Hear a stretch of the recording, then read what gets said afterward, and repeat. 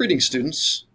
I'm Mr. Copsey. I'm the 11th grade assistant principal, and today on this screencast I'm going to be talking to you about some of the policies and procedures that we have in place to help mitigate the risk of COVID-19.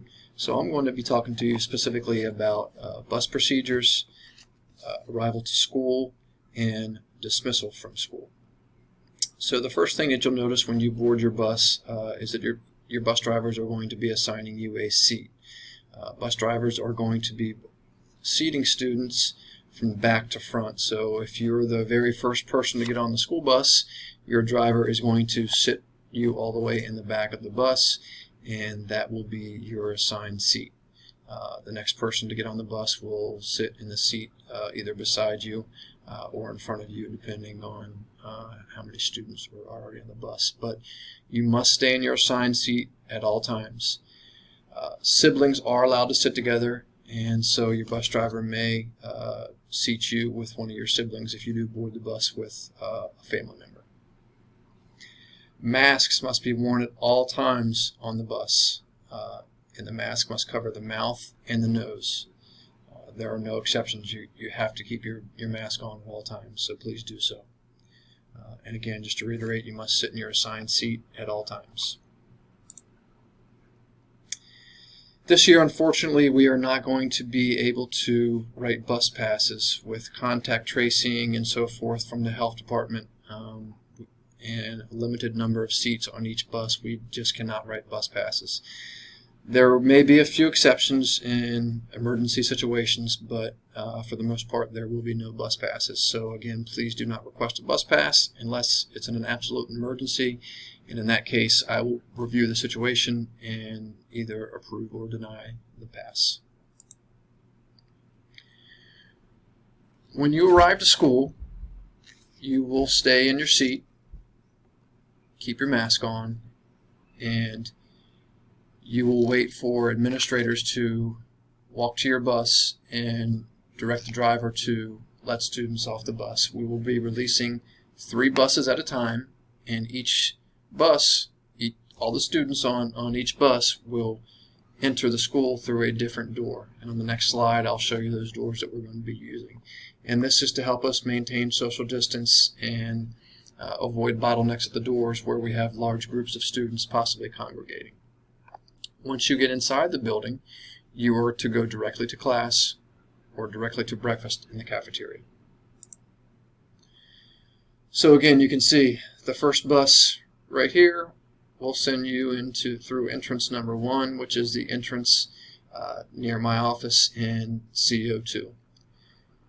The second bus, those students will exit the bus and they will go directly to entrance number 2, which is the CTE hallway entrance. The third bus will go directly to entrance number 3, which is the back entrance where the dumpsters and the building service worker hallway area is. Once those 3 buses exit the bus loop, then we will unload the next 3 buses, and we'll repeat that procedure until all the buses are unloaded. So unlike last year when you hear the bell or you saw me wave you off the school bus and everybody gets off at the same time, we're not going to be doing it that way this year. We're going to be unloading 3 buses at a time, and again, the students from each of those buses will be entering the school through a different exit. And again, just to reiterate, you are to go directly to class or to breakfast. Dismissal procedure. So students are going to be dismissed by... So for dismissal, students in school will be dismissed by floor and section. So at the end of the day, at 2:45, rather than all the students in each classroom being released by the bell, myself or Miss Mills or another administrator will come over the intercom and we will release the school by section. And again, this is to avoid bottlenecks at doors.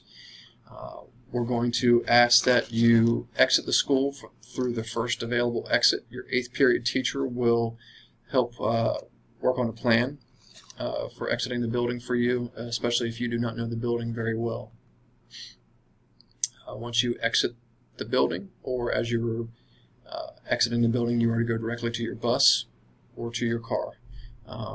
You're not to wait up for other students in the hallway, and you're not to go against the grain the opposite way that other students are going. So we want to keep all students moving in the same direction, either towards the bus loop if you're going home on the bus, or towards the front of the building if you are a driver or being picked up by your parents. So you're going one of those two places. And again, you want to exit the school through the first available exit, weather permitting, of course.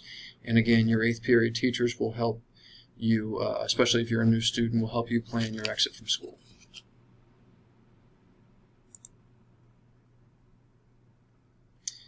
During bus dismissal, student athletes who are in season may not enter the bus loop. They must report directly to their assigned athletic area. And student drivers may not enter the bus loop either. Again, you are to go directly to your car.